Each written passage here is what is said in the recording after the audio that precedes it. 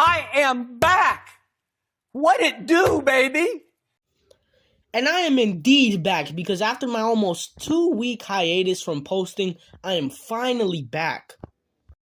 What was the reason I was gone for? I can't really tell you. I was just being very lazy, but I am back and we are coming back with a bang as this is my NFL honors video.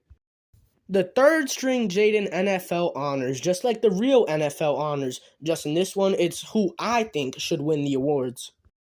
And I'm actually making this video as the NFL honors is currently going on. So this video is 100% going to be out after all the awards have already been given out. So don't say I'm just giving awards to the people who have already won it. These are my genuine thoughts on who should win these awards. Don't get mad. Don't get angry. Remember, these are just my thoughts, my opinions, and opinions exist for a reason. Just don't get mad. And yeah, that's all I really gotta say. So let's not waste any more time. Let's get straight into it. Let's start off with the bang with the MVP award. And I would say that there's pretty much a consensus MVP across all football fans. There might be some people here and there that are saying a different guy should win it, but most smart football fans know who the MVP is. So before we talk about him, let's talk about the guys who are below him. Joe Burrow is number 3, and Jalen Hurts is number 2. Joe Burrow established himself as a for sure superstar in the NFL. Early in the season, as the Bengals were off to a rough start, looking like they were suffering a Super Bowl hangover, Joe Burrow played amazing in the second half of the season. The entire Bengals team did, but they were led by Joe Burrow. He's top 5 in passing yards, top 3 in passing touchdowns. When you just watch him play, he just looks so smooth out there. He doesn't make many mistakes. I mean, I would say that Joe Burrow has brought himself into the top 3 quarterback conversations. He's just that good. Phenomenal year from Joe Burrow. He's only going to get better. I would say he's definitely going to win an MVP within like the next 3 seasons. And yeah, I don't really got much more to say for him. So let's just get on to number 2. I already said it. It's Jalen Hurts. Jalen Hurts had a 2019 Lamar Jackson type season. Obviously, it wasn't that good. It wasn't on that level, but it wasn't pretty far off from it. Jalen Hurts established himself as the guy for the Eagles this year. After some questions surrounding Jalen Hurts, after last year especially, most people wondering if he could be a starter in this league, if he's even that good, the Eagles got him some offensive help, and he shined this year. Through both the passing and running game, Jalen Hurts was making an impact on the field every game. Some games he wouldn't have that much passing yards, but he would have like 150 rushing yards. He seriously improved this year drastically and elevated that Eagles offense to a whole new level. Yes, he has one of the best offensive lines in the league. Yes, he got A.J. Brown. Yes, Miles Sanders and Dallas Goedert and Devonta Smith all took huge steps up in their games. But honestly, I think that those guys' huge improvements came as a result of Jalen Hurts' improvements. Yeah, I think I'm stretching this too long. Jalen Hurts is really good at football, and if it wasn't for my number 1 guy, I think Jalen Hurts would have won MVP this year. Unfortunately, my number 1 guy exists, and that number 1 guy is obviously none other than Patrick Mahomes. Is there much explaining I have to do? Patrick Mahomes this year not only proved himself as the best quarterback in the NFL, but the best player in the NFL. It's that simple, man. This guy is a wizard on the field. He leads almost all the great quarterback stats. Okay, I'm definitely exaggerating by that, but he leads in both yards and touchdowns, which are the 2 most important quarterback stats. And I'll remind you, he did this with nowhere near as talented as a surrounding offense as both Joe Burrow and Jalen Hurts and many other quarterbacks in the league have. Mahomes' number 1 target is Travis Kelce. Travis Kelce is the best tight end in the league, and when you're combining both tight ends and receivers, Travis Kelce still probably ends up in the top 5 of that list. So yeah, Travis Kelce is obviously really good, but other than that, The Chiefs don't really have much star caliber players on that offense. It's guys like Marquez Valdez-Scantling, Kadarius Toney, Juju Smith-Schuster, McCole Hardman, Jerick McKinnon, Isaiah Pacheco. These are all good quality players, but they're not star caliber players. And Patrick Mahomes, even with these guys as his main weapons, still dominated every Sunday. He's just that damn good, man. He's just that damn good. Patrick Mahomes is the MVP this year. No more explaining for me to do.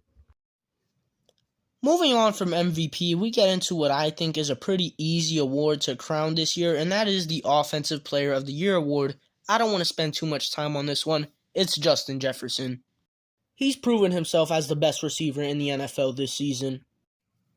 Led the league in receiving yards, was dominant game in and game out, probably the most reliable target in all of the NFL.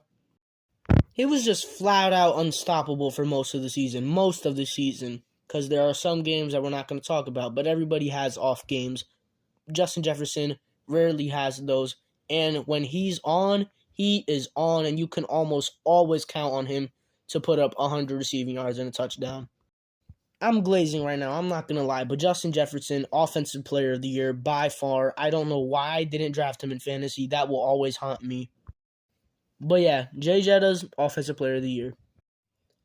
Then we've got Defensive Player of the Year, and this is probably the hardest award out of all of them this year, because there's a good 4 or 5 guys that could realistically win this award this year. Those group of guys consist guys like Micah Parsons, Chris Jones, Hassan Reddick, Nick Bosa, Myles Garrett. And ultimately, for my Defensive Player of the Year, I ended up deciding with Nick Bosa. Nick Bosa led the league in sacks this season and almost led the league in every other major defensive lineman statistic.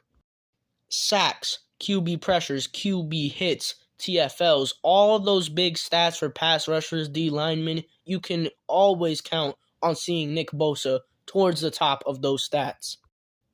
Like I said, he almost led all of them. He was physically dominant on that field. Not to mention, but he also anchored the best defense in the NFL. Yes, the 49ers defense has many other great players on it, but Nick Bosa is the anchor of that defense. And that defense happened to be the best defense in the NFL this season. All signs just point towards Nick Bosa being the Defensive Player of the Year. Next year, though, this is Micah Parsons' award to take because he's only going to get better from here on out. But yeah, congratulations to Nick Bosa for being thirdstringjaeden's Defensive Player of the Year. It's a big accomplishment.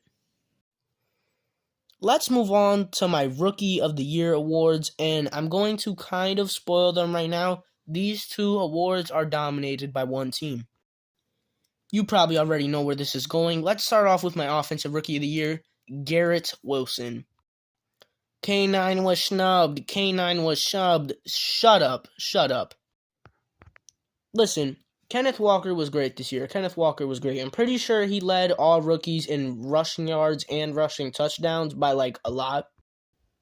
And he also didn't start for the Seahawks till week 6 or something like that. And he also was playing behind a terrible offensive line. Damn, Kenneth Walker had a really good year. But Garrett Wilson's season was a lot more impressive to me because I feel like it's a lot more harder to be a successful receiver as a rookie than it is to be a running back as a rookie. Especially when you look at Garrett Wilson this season because he was really the only consistent part of that Jets offense this year.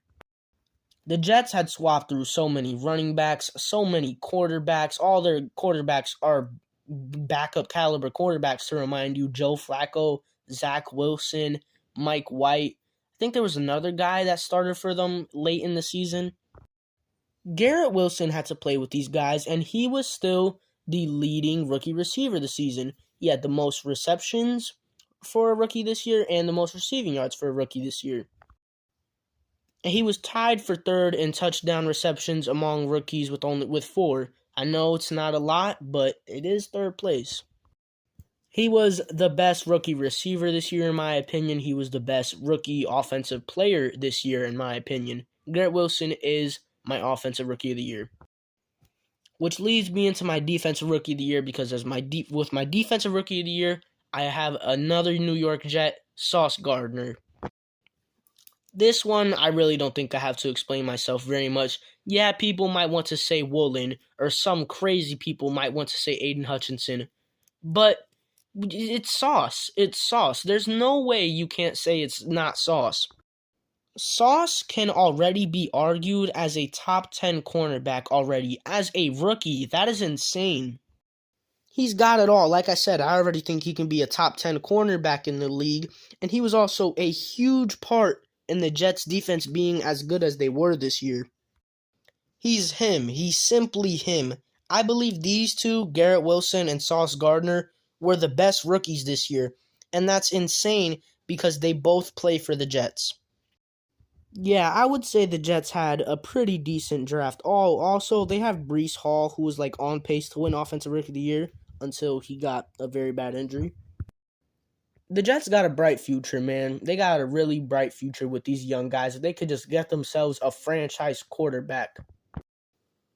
But yeah, that's my Rookie of the Years. Honorable mentions to Kenneth Walker, Brock Purdy, Chris Olave, Tariq Woolen, Aiden Hutchinson.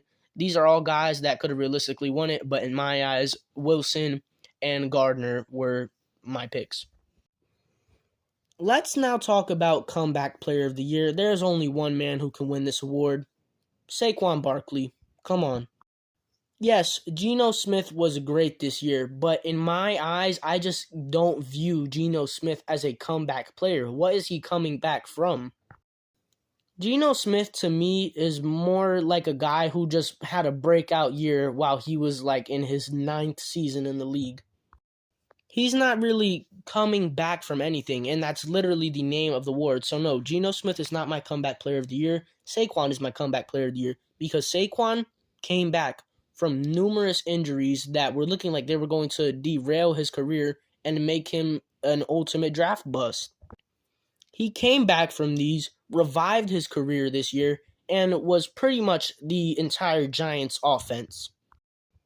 He became what I would say is a top 3 running back in the league, an offensive player of the year candidate, an all-pro. He was him this year.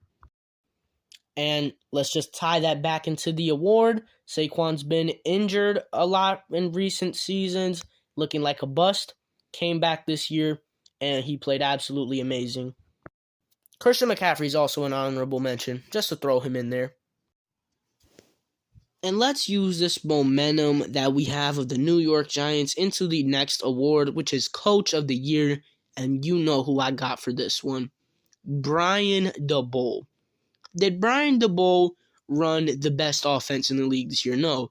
Did Brian Daboll have the best record in the league this year? No. But what Brian Daboll did is completely change a football team. The New York Giants, a team which had reached poverty levels in recent years. A team that had been swapping through head coaches every season. Brian Daboll came in New York this season, completely changed the culture, the identity of the New York Giants, and made them a completely different team. A tough, hard-nosed, gritty team that knows how to win close one-score games through their defense and through their just passion, through their will. That's what Brian Daboll did, and he took this Giants team that on paper is definitely not the most talented team in the NFL. He took them to the playoffs with a confident spot in the playoffs. They clinched a playoff spot with even a few weeks left in the season. That's how safe the Giants were in the playoffs. And not only that, but he also won a playoff game. And I know that doesn't really matter because these are regular season awards, but I gotta mention that. Brian Daboll, come on, man. Come on, man. There's nobody else more deserving of this award than him. That's why I'm giving it to him. Brian Daboll completely changed the New York Giants. That is a more meaningful coach than somebody who has the best player in the entire league as his quarterback or the best record in the league. What changing a team is more impactful of a coach. I'm completely losing my words right now, but you know what I'm trying to say. What Brian Daboll did for the New York Giants this year is greater than anything any coach could have done for any team this season. And that's why he's my coach of the year. And you know what? Let's just throw in a little miscellaneous award in there, something that I've mentioned multiple times this year, something that I think should be an official award, the Breakout Player of the Year award. Kind of like the Most Improved Player award in the NBA. This should be gifted to somebody who is the most improved player or the Breakout Player of the Year. Somebody who emerges from out of nowhere, somebody who takes a huge step in their game and goes from like a fringe role player, maybe just a quality starter to a bona fide superstar. This year, I think the Breakout Player of the Year was Jalen Hurts. I already talked about him earlier in this video, so everything that I said about Jalen Hurts then obviously applies here. Jalen Hurts is my Breakout Player of the Year. And yeah, that's the third string Jaeden NFL honors. In my opinion, these picks are all perfect. I literally got nothing wrong if you ask me. And yeah, that's all I gotta say. I'm back. I'm also tired. I'm going to bed. Peace.